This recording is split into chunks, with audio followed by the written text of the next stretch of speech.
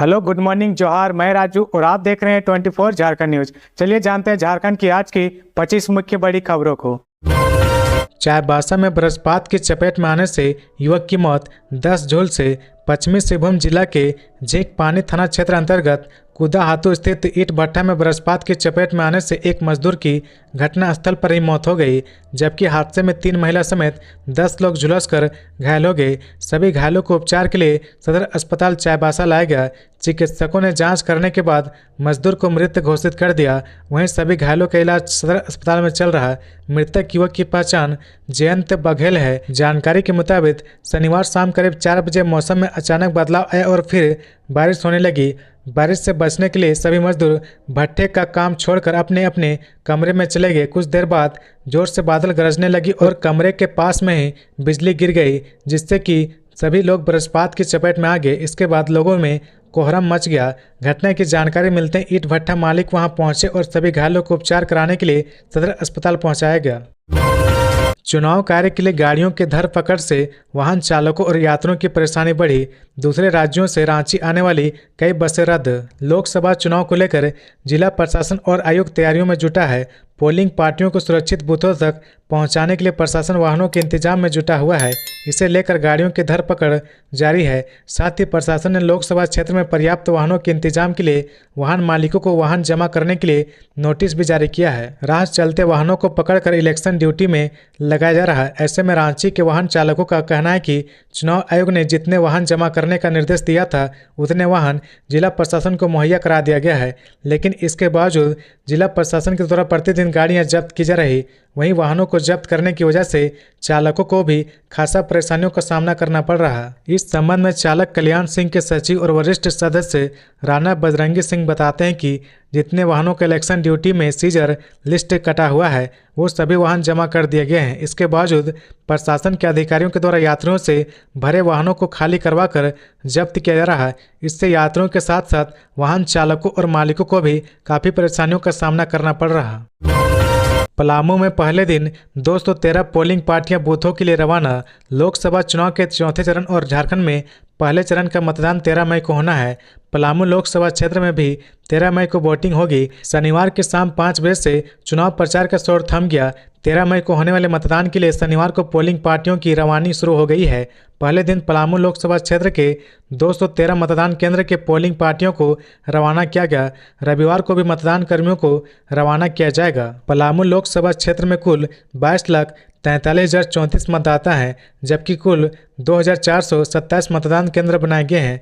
पलामू के मेदिनी नगर स्थित GLA college में मतदान कर्मियों का डिस्पैच सेंटर और स्ट्रांग रूम बनाया गया है। मतदान कर्मियों को रवाना करने के दौरान DC Shashi Ranjan, SP Reshma Rameshan, DDC Ravi आनंद, नगर आयुक्त जावेद हुसैन, SSP राकेश कुमार सिंह समेत कई टॉप अधिकारी मौजूद थे।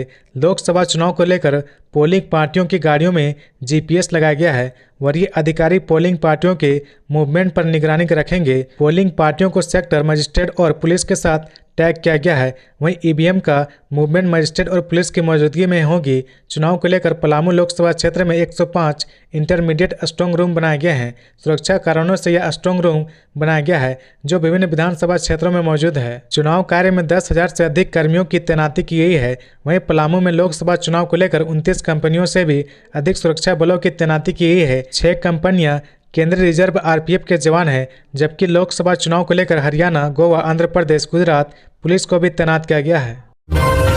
उग्रवादियों के गढ़ में हेलीकॉप्टर से मतदान कराने पहुंचे मतदानकर्मी। मन में ना कोई आशंका है, ना कोई डर व भय है, बस हमारा एक ही लक्ष्य है, मतदान कराना। हम चले लोकतंत्र जीतने।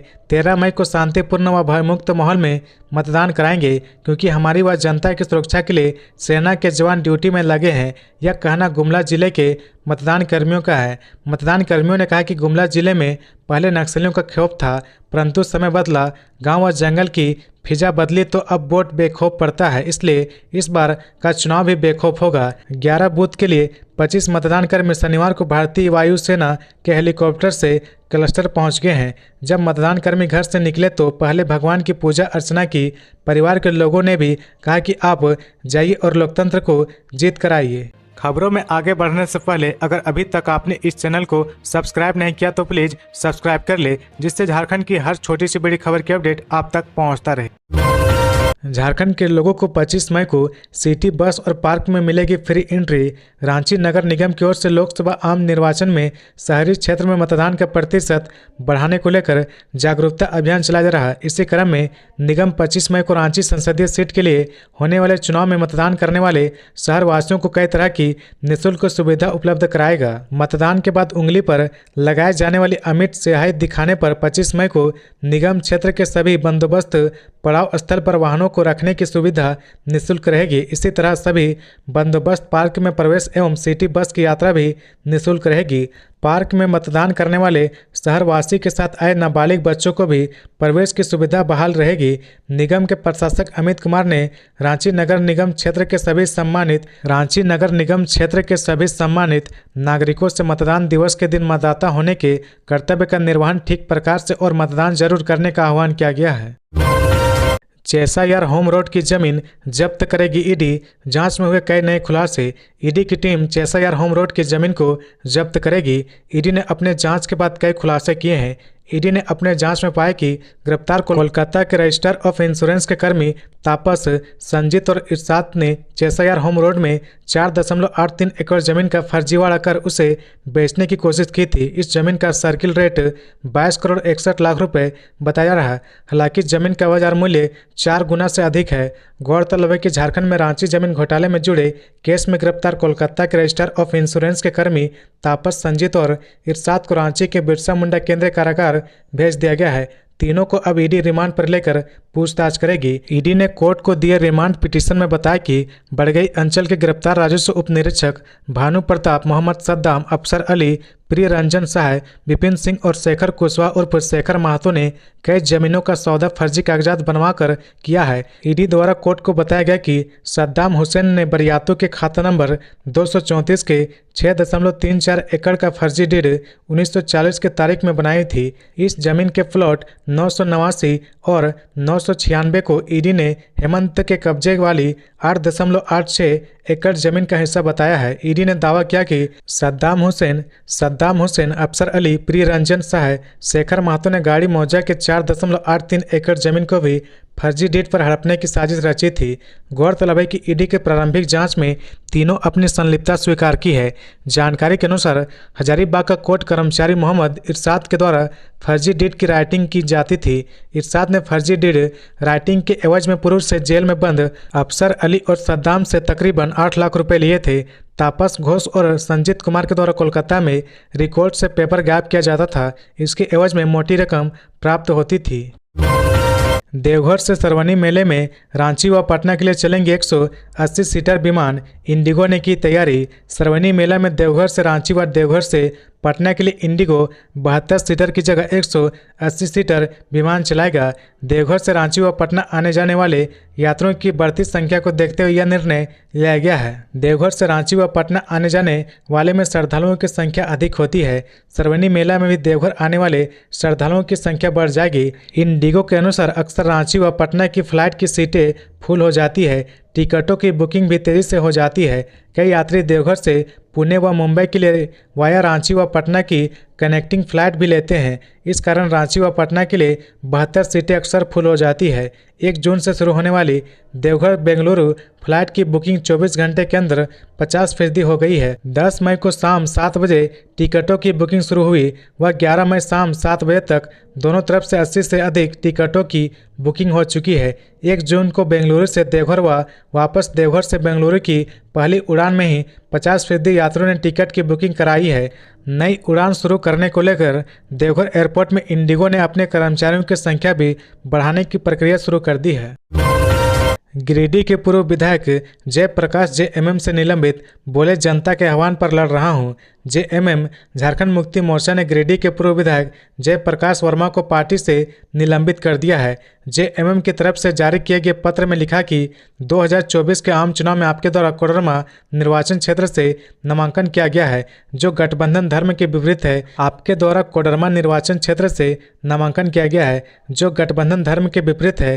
गिरिडीह जिला समिति के पत्र के आधार पर मिली सूचना के आधार पर आपको पार्टी के सभी पदों से मुक्त किया जाता है और पार्टी से निलंबित किया जाता है। पार्टी ने अधिसूचना जारी कर दी है। कोडरमा लोकसभा सीट से निर्दलीय प्रत्याशी जयप्रकाश वर्मा चुनाव लड़ रहे। उन्होंने इस सीट से निर्दलीय नामांकन पर्चा भरा है, जिसके बाद उनके खिलाफ पार्टी ने यह कार्रवाई की है। दूसरी तरफ जयप्रकाश वर्मा ने कहा कि कोडरमा लोकसभा क्षेत्र में पिछले 5 सालों में एक भी विकास का कार्य नहीं हुआ है। केंद्र सरकार यहां की जनता को बहकाकर उसके मत लेने का प्रयास किया जा रहा है। इस बार यहां की जनता ने वैसे लोगों की पहचान कर ली है।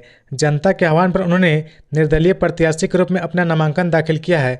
लगातार मतदाताओं का मिल रहा सहयोग बता रहा कि उसकी जीत होगी। जयप्रकाश वर्मा ने टिकट नहीं मिलने पर कोडरमा से पर्चा दाखिल किया है। कोडरमा सीट से इंडिया गठबंधन के प्रत्याशी विधायक विनोद सिंह चुनावी मैदान में है। जमशेदपुर में बहुमंजिले भवन के पार्किंग स्थल पर बनी 8 दुकानें तोड़ी गई। झारखंड हाईकोर्ट के जस्टिस आनंद सेन की अदालत ने जमशेदपुर में बहुमंजिले भवन के बेसमेंट यानी पार्किंग स्थल पर बनी दुकानों के खिलाफ जेएनएससी द्वारा कार्रवाई को चुनौती देने वाली याचिका पर सुनवाई की। सुनवाई के दौरान अदालत ने मौखिक रूप से कहा कि स्वीकृत नक्शा में चिन्हित पार्किंग स्थल पर चल रही सभी दुकानें अवैध है। पार्किंग स्थल पर चल रही दुकानें जेएनएससी व बिल्डर की मिलीभगत के बिना संभव नहीं है। इससे पार्किंग व ट्रैफिक जाम की समस्या उत्पन्न हो गई है। इसे हटाना जरूरी है। अदालत ने प्रतिवादी जेएनएससी के पक्ष सुनने के बाद बिल्डर तापस सरकार को निर्देश दिया कि वह अपनी संपत्ति का ब्यौरा शपथ पत्र के माध्यम से अगली सुनवाई के पूर्व दायर करे। एएसडीओ जमशेदपुर को निर्देश दिया कि बेसमेंट में चल रही कितनी अवैध दुकानों को तोड़ा गया है तथा कितनी दुकानें तोड़ने के लिए बची हुई है। वहीं जेएनएससी को शपथ पत्र दायर कर यह बताने का निर्देश दिया गया कि इस मामले में आपने क्या कार्रवाई की है और बेसमेंट में चल रही कितनी दुकानें को पूरी तरह से हटाया गया है। मामले की अगली सुनवाई 16 मई को होगी। पलामू में पुलिस की बड़ी कार्रवाई, 25,000 लीटर स्प्रिट जब्त। पलामू जिले के छतरपुर थाना क्षेत्र के न्योरी बार गांव के पुलिस ने टैंकर, हाइवा व पिकअप जब्त कर लिया है। इन वाहनों में से पुलिस ने करीब 25,000 लीटर स्प्रिट बरामद किया है। पुलिस को गुप्त सूचना मिली कि भारी मात्रा में शराब माफिया स्प्रिट लेकर इलाके में आ रहे। पलामू के छतरपुर एसडीपीओ नौशाद आलम के नेतृत्व में टीम का गठन किया गया। इस टीम में नौडीहा बाजार थाना की पुलिस को शामिल किया गया। इस संयुक्त कार्रवाई में पुलिस को बड़ी सफलता मिली है।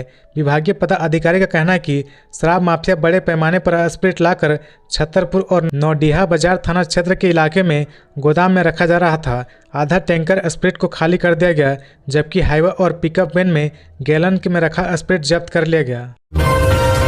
पोलिंग बूथ के आसपास तंबाकू बेचते पाए गए तो होगी कार्रवाई, डीसी ने जारी किया आदेश। पोलिंग बूथ के आसपास तंबाकू आदि बेचने को कोई पाया जाता है तो उसके खिलाफ सख्त कार्रवाई होगी। इसे लेकर रांची जिला प्रशासन की ओर से आदेश जारी किया गया है। रांची डीसी सह निर्वाचन पदाधिकारी राहुल कुमार सिन्हा ने 13 मई और 25 मई को सभी प्रकार के तंबाकू और सिगरेट बेचने पर रोक लगा दी है। लोकसभा चुनाव को लेकर जिला प्रशासन की ओर से व्यापक तैयारी की जा रही।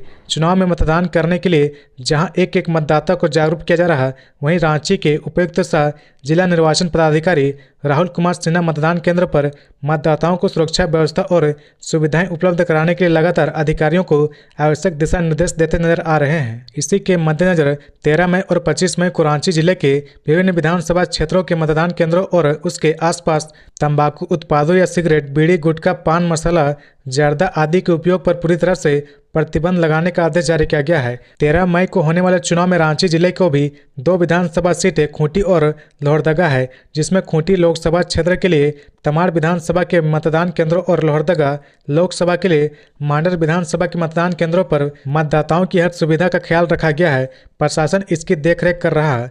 रांची जिले के दोनों विधानसभा क्षेत्रों में मतदान के दिन मतदान केंद्रों के आसपास किसी भी प्रकार के नशे की बिक्री पर सीधे तौर पर रोक लगाने का आदेश जारी किया गया है। यह आदेश 25 मई को रांची लोकसभा चुनाव के लिए होने वाले मतदान के दिन भी जारी रहेगा। शादी में ले जाने की बात बोलकर पिता ने मासूम भाई बहन को चैनपुर लाकर छोड़ दिया। एक पिता अपने 2 बच्चों को शादी में ले जाने की बात बोलकर घर से निकला और चैनपुर में लाकर छोड़ दिया।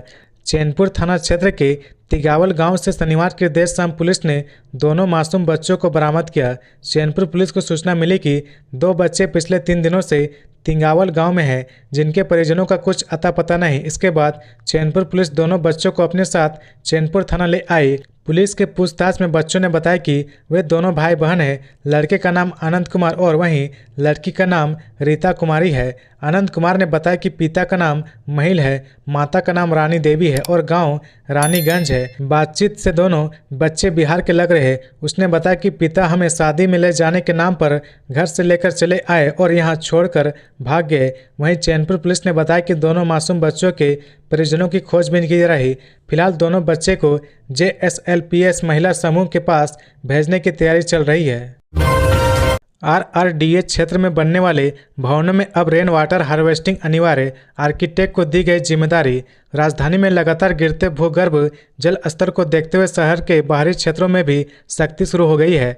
नामकुम, कांके और मांझी, रातू और नगरी क्षेत्र में भी पानी की किल्लत होने लगी है। पुंदाक कठल मोड़ रोड में स्थिति भयावह हो गई है। 1000 फीट गहरे बोरेवेल में भी साफ पानी नहीं मिल रहा। इसे देखते हुए RRDA ने अपने क्षेत्र के अंतर्गत बनने वाले भवनों में रेन वाटर हार्वेस्टिंग बनाना अनिवार्य कर दिया है। इसकी जिम्मेदारी संबंधित भवन का नक्शा बनाने वाले आर्किटेक्ट को दी गई है। RRDA के टाउन प्लानर सोफिरले म्यूरेस ने प्राधिकार में निबंधित सभी लाइसेंसी टेक्निकल पर्सन को पत्र लिखकर कहा कि प्राधिकार क्षेत्र अंतर्गत नक्शा स्वीकृत कराए गए भवनों में निर्धारित मापदंड के अनुसार रेन वाटर हार्वेस्टिंग बनवाएं। इसकी रिपोर्ट भी मांगी गई है। मालूम हो कि 3000 वर्ग फीट से अधिक क्षेत्रफल के प्लॉट पर बने भवनों में रेन वाटर हार्वेस्टिंग बनाना अनिवार्य है, लेकिन अधिकतर भवन मालिक अपने घर में हार्वेस्टिंग सिस्टम नहीं बनवा रहे हैं। हेमंत बिस्वा ने मोबाइल से दिया भाषण, कहा अर्जुन मुंडा खूंटी के नहीं देश के सबसे बड़े आदिवासी नेता है। भारी बारिश और आंधी के कारण असम के मुख्यमंत्री हेमंत बिस्वा शर्मा शनिवार को तमाड़ नहीं पहुंच सके। शनिवार को झारखंड के प्रथम और देश में चौथे चरण के चुनाव प्रचार के अंतिम दिन उन्हें बोकारो से हेलीकॉप्टर से तमाड़ आना था और केंद्रीय मंत्री अर्जुन मुंडा के लिए चुनावी सभा करनी थी। बाद में हेमंत बिस्वा शर्मा ने मोबाइल स्पीकर से उपस्थित जनसमूह को संबोधित किया। तमाड़ के अमलेश मैदान में उन्होंने कहा कि अर्जुन मुंडा खूंटी का तो बेटा ही है, देश के आदिवासी समाज के सबसे बड़ा नेता है। खूंटी के लिए काम करते ही बल्कि असम सहित अन्य क्षेत्रों में जाकर आदिवासी समाज का कल्याण करते हैं। हेमंत बिस्वा ने आगे कहा कि आप देख रहे हैं कि झारखंड में क्या चल रहा है। कुछ दिन पहले मंत्री के PS के घर से ED को 35 करोड़ रुपए मिलता है, तो आप समझ सकते हैं कि मंत्री के घर में कितना कैश मिलेगा। अर्जुन मुंडा जीत कर आएंगे तो मंत्री बनेंगे, उसके बाद झारखंड में भी भाजपा की सरकार बन जाएगी। बांग्लादेशी घुसपैठिए आदिवासी इलाकों में घुसकर आदिवासी बहनों से शादी करते हैं और उसके बाद आदिवासियों की जमीन पर कब्जा कर लेते हैं।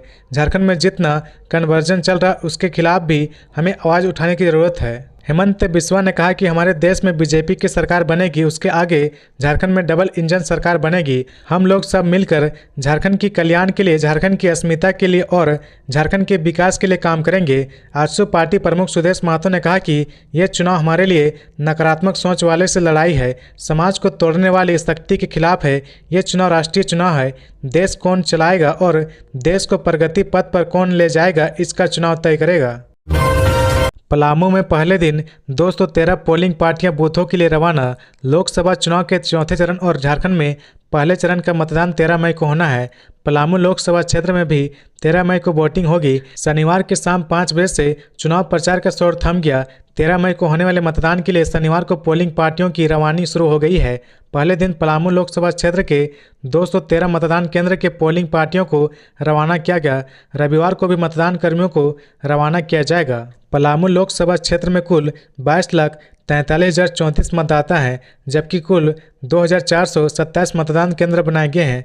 पलामू के मेदिनीनगर स्थित GLA कॉलेज में मतदान कर्मियों का डिस्पैच सेंटर और स्ट्रांग रूम बनाया गया है। मतदान कर्मियों को रवाना करने के दौरान DC Shashi Ranjan, SP Reshma Rameshan, DDC Ravi आनंद, नगर आयुक्त जावेद हुसैन, SSP राकेश कुमार सिंह समेत कई टॉप अधिकारी मौजूद थे। लोकसभा चुनाव को लेकर पोलिंग पार्टियों की गाड़ियों में GPS लगाया गया है। वरीय अधिकारी पोलिंग पार्टियों के मूवमेंट पर निगरानी रखेंगे। पोलिंग पार्टियों को सेक्टर मजिस्ट्रेट और पुलिस के साथ टैग किया गया है। वहीं ईवीएम का मूवमेंट मजिस्ट्रेट और पुलिस की मौजूदगी में होगी। चुनाव को लेकर पलामू लोकसभा क्षेत्र में 105 इंटरमीडिएट स्ट्रांग रूम बनाए गए हैं। सुरक्षा कारणों से यह स्ट्रांग रूम बनाया गया है जो विभिन्न विधानसभा क्षेत्रों में मौजूद है। चुनाव कार्य में 10,000 से अधिक कर्मियों की तैनाती की गई है। वहीं पलामू में लोकसभा चुनाव को लेकर 29 कंपनियों से भी अधिक सुरक्षा बलों की तैनाती की गई है। 6 कंपनियां केंद्रीय रिजर्व आरपीएफ के जवान हैं, जबकि लोकसभा चुनाव को लेकर हरियाणा, गोवा, आंध्र प्रदेश, गुजरात पुलिस को भी तैनात किया गया है। तो ये थी आज की झारखंड की टॉप बड़ी खबरें। इसी तरह झारखंड की हर छोटी सी बड़ी खबर देखने के लिए आप हमारे चैनल 24 झारखंड न्यूज को सब्सक्राइब करके बेल आइकन प्रेस कर ले, जिससे झारखंड की हर छोटी सी बड़ी खबर की अपडेट आप तक पहुंचता रहे। तो आज के लिए बस इतना ही। हमें दीजिए इजाजत, फिर मिलते हैं नेक्स्ट न्यूज में।